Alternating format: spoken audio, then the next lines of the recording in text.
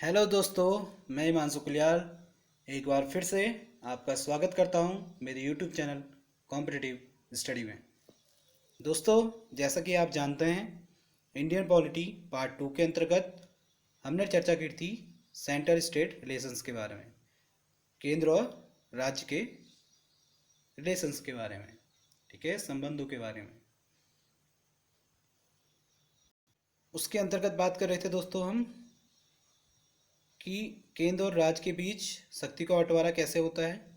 ठीक है, वो 3 टाइप से होता है, जिसमें हमने आपको बताया था लेजिस्लेटिव, एडमिनिस्ट्रेटिव और फाइनेंशियल।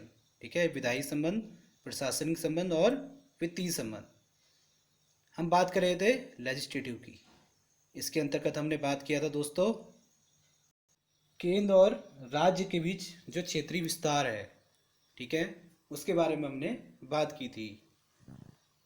उसके बाद दोस्तों हमने बात की थी केंद्र और राज्य के बीच विधायी विषयों के बंटवारे के बारे में, जिसमें बात की थी संघ सूची, राज्य सूची और समवर्ती सूची के बारे में। संघ सूची किससे संबंधित होती है और राज्य सूची किससे संबंधित होती है और समवर्ती सूची किससे संबंधित होती है। जहाँ पे हमने बात की थी समवर्ती सूची क्या कर सकती है, दोनों सदन के लिए कानून बना सकती है। ठीक है, उसके बाद दोस्तों हमने बात की थी राज्य में कानून बनाने की जो शक्ति है किस किस पर निहित है, राज्य के अंतर्गत कौन कौन से मुद्दे आते हैं, जैसे सार्वजनिक व्यवस्था, पुलिस, जन स्वास्थ्य, सफाई, ये सब किसके अंतर्गत आते थे, राज्य के अंतर्गत आते थे।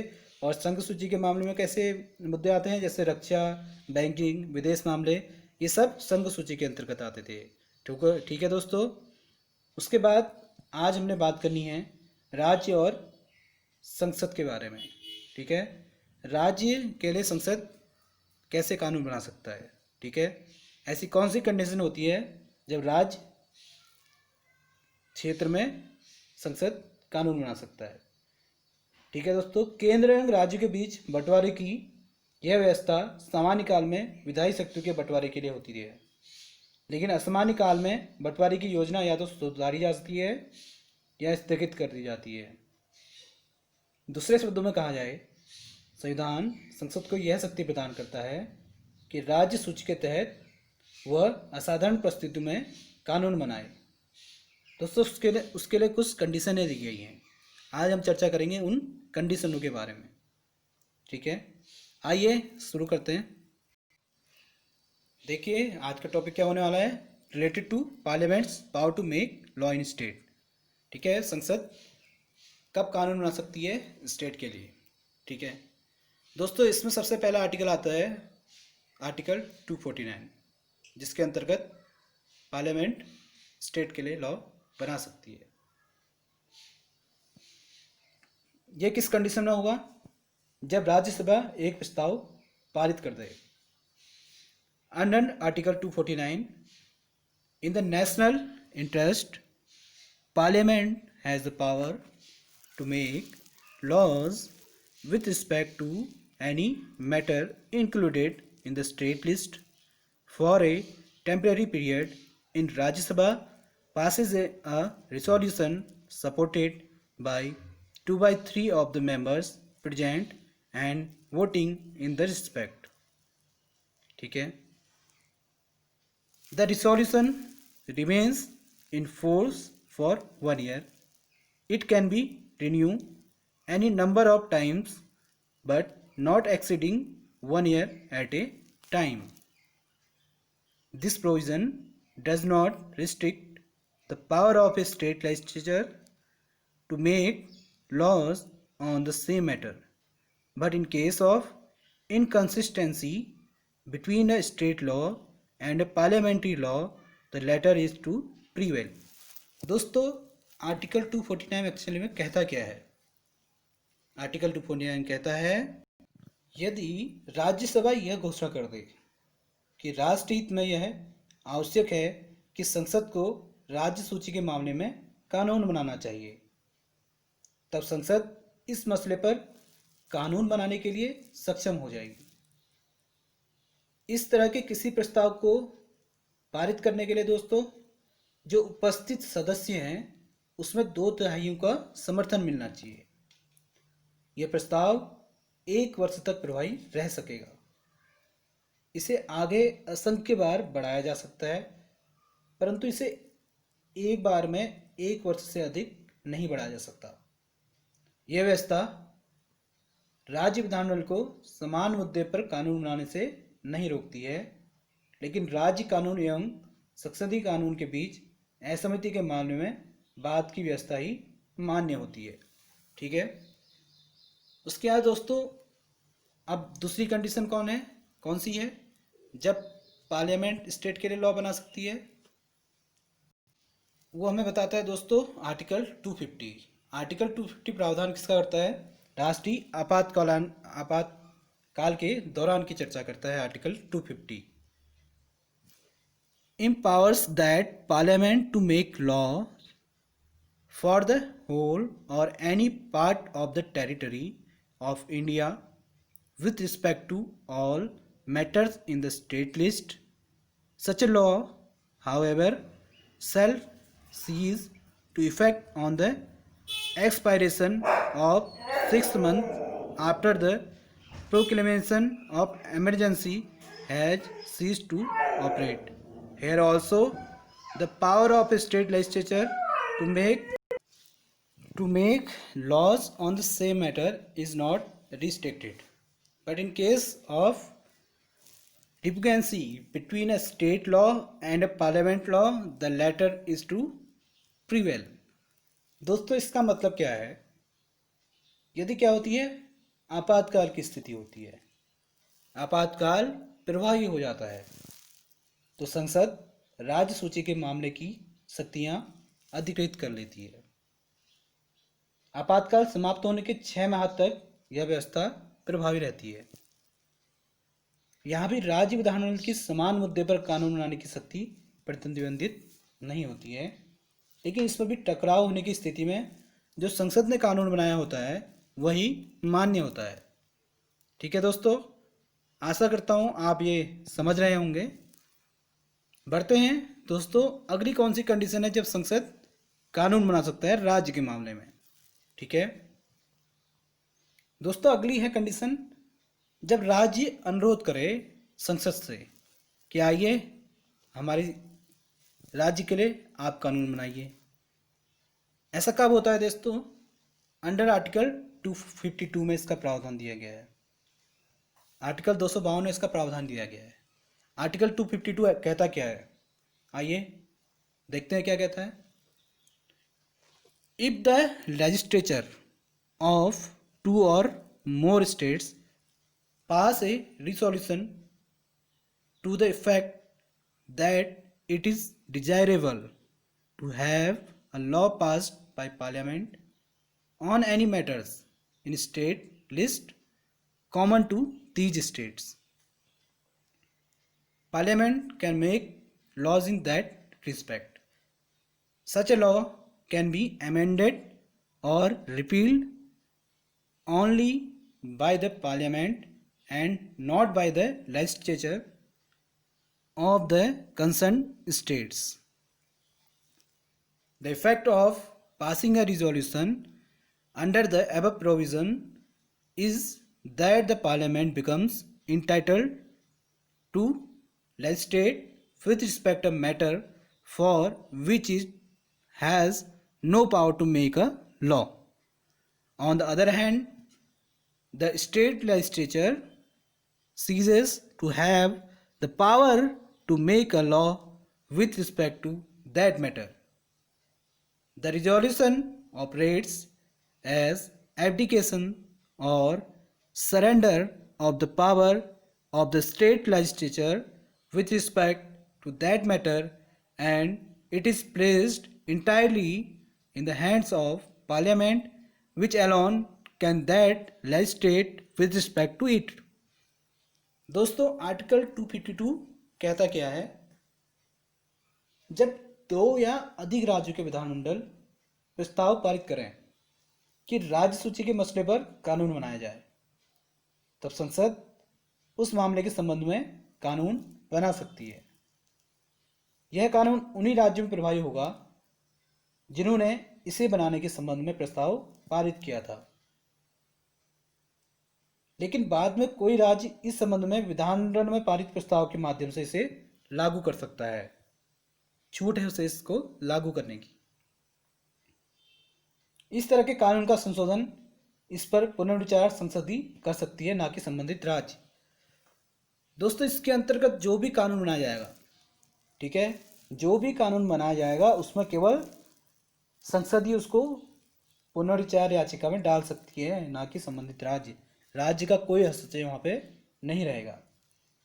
इस प्रावधान के तहत संसद उन मामलों में भी कानून बना सकती है जिन पर उसे सीधे शक्ति प्रदत्त नहीं होती, या कहा जाए ऐसे मामले में राज्य विधानमंडल की कानूनी बनाने की शक्ति समाप्त हो जाती है। यहाँ पर राज्य के कानून पूरे छिन जाते हैं।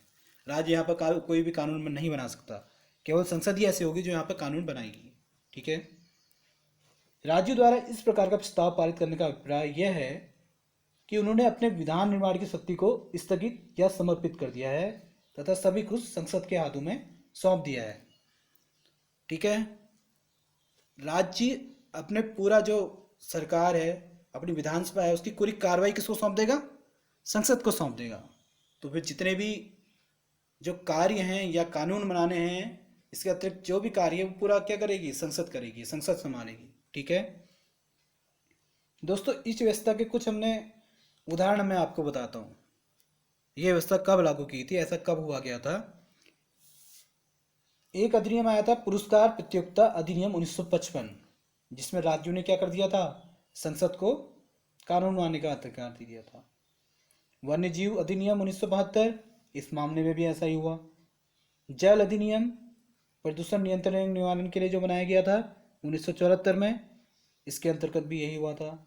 नगर भूमि अधिनियम 1976, इसके अंतर्गत भी यही हुआ था। और बात करें अगर मानव अंग प्रतिरोपण अधिनियम 1994 की, तो इसके अंतर्गत भी यही हुआ था। दोस्तों, ये थे एग्जाम्पल राज्य के अनुरोध पे जब पार्लियामेंट लॉ बना सकती है। बढ़ते हैं आगे, बात करते हैं आर्टिकल 253 की। आर्टिकल 253 कहता है, parliament has power to make any law for the whole or any part of the territory of India for implementing treaties and international agreements and conventions. ठीक है। तो दोस्तों, आर्टिकल 253 बात किसकी कर रहा है? आर्टिकल 253 बात करता है अंतर्राष्ट्रीय समझौते को लागू करने के लिए। इस मामले में भी स्टेट पार्लियामेंट से क्या करेगा? राय लेगा या क्या करेगा? वहाँ से लॉ बनाने का, कोई भी लॉ पारित करने का एक सुझाव मांगेगा। संसद राज्य सूची के किसी मामले में अंतर्राष्ट्रीय संधि या समझौते के लिए कानून बना सकती है। यह व्यवस्था केंद्र को अपने अंतर्राष्ट्रीय दायित्व और प्रतिबद्धता को पूरे करने के योग्य बनाती है। ठीक है। अगर इसका एग्जाम्पल लेना चाहें दोस्तों, एग्जाम्पल ले लेते हैं। सन 1947 में एक संयुक्त राष्ट्र अधिनियम आया था, जिसके अंतर्गत राज्यों ने संसद को यह निर्देश दिया कि भाई इसमें क्या बनाइए, आप कानून बनाइए। वहाँ पर क्या करा? संसद ने कानून बनाए अंतर्राष्ट्रीय मुद्दों के लिए। इसी प्रकार 1960 का जेनेवा समझौता अधिनियम, ये भी इसी का एग्जाम्पल है। और अपहरण के खिलाफ अधिनियम 1982, ये भी इसी का एग्जाम्पल है। साथ ही साथ पर्यावरण से संबंधित विधान और ट्रिप्स, ये भी इसके अंतर्गत ही किए गए प्रावधानों के अंतर्गत उदाहरण है। ठीक है दोस्तों, अगली बात करते हैं अंडर आर्टिकल 256 की। अंडर आर्टिकल 256 दोस्तों, ये बात करता है राष्ट्रपति शासन की, कि राष्ट्रपति शासन के दौरान स्टेट के जो सारी पावर हैं वो संसद को चली जाएंगी, पार्लियामेंट को चली जाएंगी। ठीक है। ये कहता क्या है, आइए देखते हैं। Parliament is empowered to make laws with respect to all matters in the state list when there is failure of constitutional machinery of the state under Article 356. A law made so by the Parliament continues to be operative even after the President's rule. This means that the period for which such a law remains in force is not coterminous with the duration of the President rule. दोस्तों, राष्ट्रपति शासन के दौरान होता क्या है, जब राज्य में राष्ट्रपति शासन लागू हो तो संसद को संबंधित राज्य के लिए राज्य सूची पर कानून बनाने की शक्ति प्राप्त होती है। राष्ट्रपति शासन के उपरांत भी संसद द्वारा बनाया गया कानून प्रभावी रहता है। इसका अर्थ यह है कि यह कानून के प्रभावी होने की अवधि राष्ट्रपति शासन की अवधि से स्वतंत्र है, परंतु ऐसे कानून को राज्य विधानमंडल द्वारा निश्चित या परिवर्तित या पुनः लागू किया जा सकता है। ठीक है दोस्तों, इसके अलावा अगर हम बात करें राज्य विधानमंडल पर केंद्र का नियंत्रण कैसे होता है, केंद्र कैसे नियंत्रित करता है राज्य विधानमंडल को। अपवादजनक परिस्थितियों में राज्य सूची पर संसद के सीधे विधान के अतिरिक्त संविधान केंद्र को राज्य सूची पर नियंत्रण के लिए शक्तिशाली बनाता है। इसमें कुछ मामले हैं दोस्तों जिनके द्वारा आप समझ सकते हैं कि जो केंद्र है वो कैसे नियंत्रित करता है राज्य को। पहला मामला है दोस्तों, राज्यपाल कुछ प्रकार के विधेयकों को राष्ट्रपति की संतुष्टि के लिए सुरक्षित रख सकता है। राष्ट्रपति को उन पर विशेष वीटो की शक्ति प्राप्त होती है। ठीक है, राज्य सूची से संबंधित कुछ मामलों पर विधेयक सिर्फ राष्ट्रपति की पूर्व सहमति पर ही लाया जा सकता है। ठीक है दोस्तों, अल्टीमेटली वहाँ पर कौन काम कर रहा है, राष्ट्रपति तो बात की बात है, पहले जो कैबिनेट होती है वो काम करती है। सब जो भी क्या होती हैं पावर्स होती हैं वो कैबिनेट के हाथ में होती है, प्राइम मिनिस्टर के हाथ में होती है। ठीक है, तो जब राज्य सूची से संबंधित मामले वहाँ पर जाते हैं तो जब वहाँ राष्ट्रपति मोहर लगाएगा उसमें तभी उसकी सहमति मिल पाएगी। ठीक है, उदाहरण के लिए व्यापार और वाणिज्य की स्वतंत्रता पर प्रतिबंध लगाने संबंधी विधेयक। व्यापार और वाणिज्य के मामले में क्या जाएगा, राज्य खुद से वहाँ पर प्रतिबंध नहीं लगा सकते, वो कहाँ देंगे, केंद्र को भेजेंगे या पार्लियामेंट में भेजेंगे। पार्लियामेंट में जब वहाँ पर राष्ट्रपति उसमें मोहर लगा देगा उसके बाद ही विधेयक पास होगा। अगर उसने मोहर नहीं लगाया, क्या पता उसको रिजेक्ट कर दे, तो वहाँ से वो रिजेक्ट हो जाएगा। इसके अंतर्गत जो अगला मामला है दोस्तों, राष्ट्रपति राज्य विधानमंडल द्वारा पारित धन या वित्त विधेयक को वित्तीय आपातकाल के दौरान सुरक्षित रखने का निर्देश दे सकता है। ठीक है, राज्य द्वारा जो धन या वित्त विधेयक है उसको वित्तीय आपातकाल के दौरान क्या दे सकता है, सुरक्षित रखने का निर्देश दे सकता है राज्यों को। ठीक है, यह प्रावधान स्पष्ट करते हैं कि संविधान ने विधायी विषयों पर कानून बनाने के मामले में केंद्र की स्थिति ज़्यादा शक्तिशाली रखी है। दोस्तों, जो हमने मामले उठाए इन मामलों से आपको पता भी चल रहा होगा यहाँ पर क्या है, केंद्र ज़्यादा शक्तिशाली है ना कि राज्य। ठीक है, इस संबंध में एक सरकारी आयोग था 1983 से 1987 के बीच में आया था। उसने यह पाया कि संघीय सर्वोच्चता केंद्र एवं राज्यों के कानूनों के मध्य तनाव एवं टकराव को समाप्त करने एवं सौहार्दपूर्ण संबंध विकसित करने की एक शक्ति है। यदि केंद्र की सर्वोच्चता की इस स्थिति को समाप्त किया गया तो इसके नकारात्मक प्रभाव का अनुमान भी नहीं लगाया जा सकता है। हमारी द्वैध राजनीतिक व्यवस्था में हस्तक्षेप, विधित अड़चनें, भ्रांतियाँ इत्यादि जैसे अनेकानेक कारण हैं जो अंततोगत्वा नागरिकों के हितों को प्रभावित कर सकते हैं। एकीकृत विधायी नीति एवं एक रूपता समान केंद्र राज्य संबंध के आधारभूत मुद्दे हैं। इससे ही हमारी अनेकता में एकता की पहचान अक्षुण्ण नहीं रह सकती। इस प्रकार संघीय सर्वोच्चता की यह नीति संघीय व्यवस्था के प्रभावी एवं निर्बाध संचालन हेतु अति आवश्यक है। दोस्तों, जो लॉ बनाए गए हैं एक दूसरे से मतलब कुछ शक्तियाँ केंद्र को दी गई हैं, अगर वो केंद्र वाली शक्तियाँ राज्य को दे दी जाएँ तो कुछ भी हो सकता है, उसकी हम परिकल्पना नहीं कर सकते हैं। ठीक है, तो जो भी हमारी संघीय व्यवस्था में किया गया है, ठीक है, द्वैध राजनीतिक व्यवस्था की गई है, उसमें सब नियम को इस प्रकार रखा गया है जिससे भी कोई डिसबैलेंस ना हो। दोस्तों, आशा करता हूँ आज की वीडियो आपको पसंद आई होगी। कल हम बात करेंगे प्रशासनिक संबंधों के बारे में।